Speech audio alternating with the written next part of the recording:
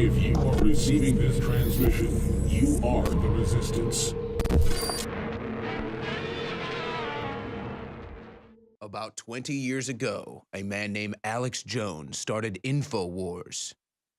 He was told he couldn't make it. He was told to be shut down. Local radio station tried to shut him down, but he didn't give up. And then 20 years later, he helped get Donald Trump elected to the office of United States president, despite all the media against him, despite all the lies against him. And now here we are in 2018, and InfoWars has expanded to the next level with Real News and David Knight for 3 hours in the morning. The War Room with Owen Schroyer and Roger Stone for 3 hours in the afternoon. Of course, sandwiching the legendary 4-hour Alex Jones show midday. And now InfoWars is growing even more, expanding in the face of the censorship. And now here, the War Room has picked up new affiliates. 4 new TV stations have picked us up. We'll give them a shout out. Ridgecrest, California, KZGN, channel 21.1. Houston, Texas, Phonoscope, channel 9. KGPT 26 TV, channel 26 in Wichita, Kansas. KAHO, channel 3 TV in Clear Lake City, Texas. And then 2 new radio affiliates, KYAH 540 AM in Delta, Utah, and WLUV 1520 AM in Rockford, Illinois. And if you would like your local television station to pick us up or your local AM station to pick us up, call them, let them know. Or if you own a local terrestrial radio station and you want to pick it up, call us, let us know, send us an email. We are expanding every day in the face of the censorship. There is the web link right there. The crew is already on it. At Infowars.com, how you can pick up and syndicate and broadcast our feeds. And all the information is right there at InfoWarsStore.com. So shout out to our new affiliates. Glad to have you on board. And we hope to bring more people on board as we continue to expand. All right, where do I want to go here? We've got plenty of news to cover.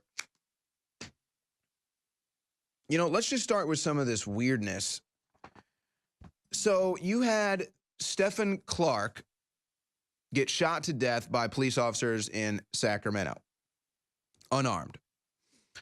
And you obviously look at this situation and you say, you don't want situations where unarmed people get shot to death by police. Nobody wants that. Nobody's cheering that. Everybody hates that. However, you have to take these things on a case-by-case basis and look at the details and analyze the facts. And the left never has any interest in that. They want to jump to whatever story they can say is racist or anti-cop. Because that's easy. That doesn't require critical thinking. And actually, guys, do you happen to have B-roll of this? I know I didn't send you any, but see if you can find some B-roll of this. I've got the pictures right here. So the whole thing is shot on camera. I mean, the whole thing is shot. Here's the event that we're going to talk about in a second for the TV audience viewing us. So just keep this B-roll up because I'm going to mention this in a second, guys. But the whole scenario is recorded on body cams, on helicopter cams, and they're chasing the guy through the neighborhood. He's resisting arrest. He's refusing. He keeps running. They enter a standoff, and the cops think he has a gun, and they shoot him, and he dies. Again, nobody's cheering that on. Okay? Nobody wants that to happen, but you have to look at things through different perspectives. You have to analyze the facts. What do the cops think? The cops are getting attacked every day. Cops are getting murdered every day. Cops get shot at. They have a right to protect themselves too, and they're trying to stop criminals and stop lawbreakers. So they don't know what kind of crazy they could be chasing down in the dark of the night. They can't even see. They don't know what kind of weapons he may or may not have, and they know one thing: he's resisting arrest, and he's running from them, and he's not cooperating. So that's all they really know at that point. And so, unfortunately, Stephen Clark gets shot, and he dies. And so then his brother, though, decides to make a whole scene of the city council in Sacramento. Now, this is where it gets absurd. And this is why Black Lives Matter and these anti-police marches will never work. This is how you behave. This is never going to get any policy accomplish. This is never going to get any message through when the brother of Stephen Clark, Stevante, goes into the city council with his friends that are wearing weird hats and coats and armbands and everything. So in other words, not dressed for a formal occasion, dressed like they'd be out on the street. And, he's wearing his headphones and he's going there. He's throwing in signs. He's doing dance moves. He's throwing his sunglasses. So he's making a whole scene of himself.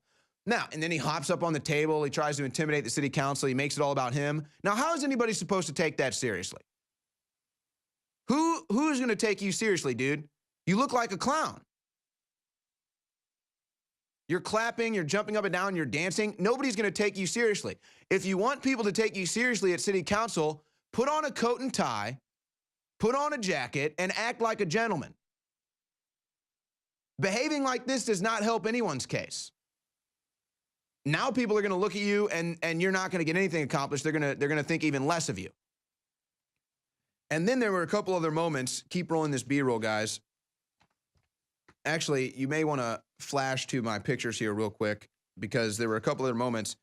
Then they got a moment where one of the guys who showed up with Clark points his cell phone at the police officer like it's a gun. Dude, that would get you shot.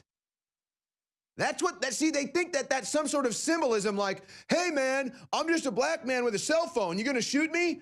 Dude, if you are resisting arrest in the dark of night and you point a cell phone at a police officer, he's going to shoot you dead. That's no symbolism that's gonna help you, dude. And that's what they don't understand. Cops have the right too. Cops have the right to protect themselves too. Cops are under attack too and get murdered every day too.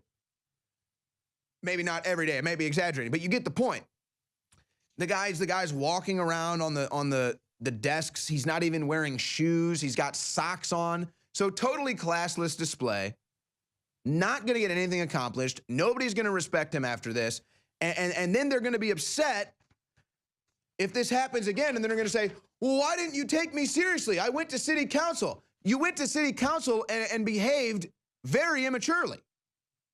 Now again, if you would have gone with these people to city council and y'all would have been dressed nice and you would have behaved nice and you would have done what I did, which was wait for your turn, step up, have a coherent argument, present it to the council, and then when your time is up, respectively walk away, maybe they'll listen to you. Maybe someone will listen to you. Now, probably not, but the point is, you hurt your case in the public eye when you go and behave like that. But that's, again, this is what they don't understand. They don't understand that their behavior is hurting their cause and helping our cause.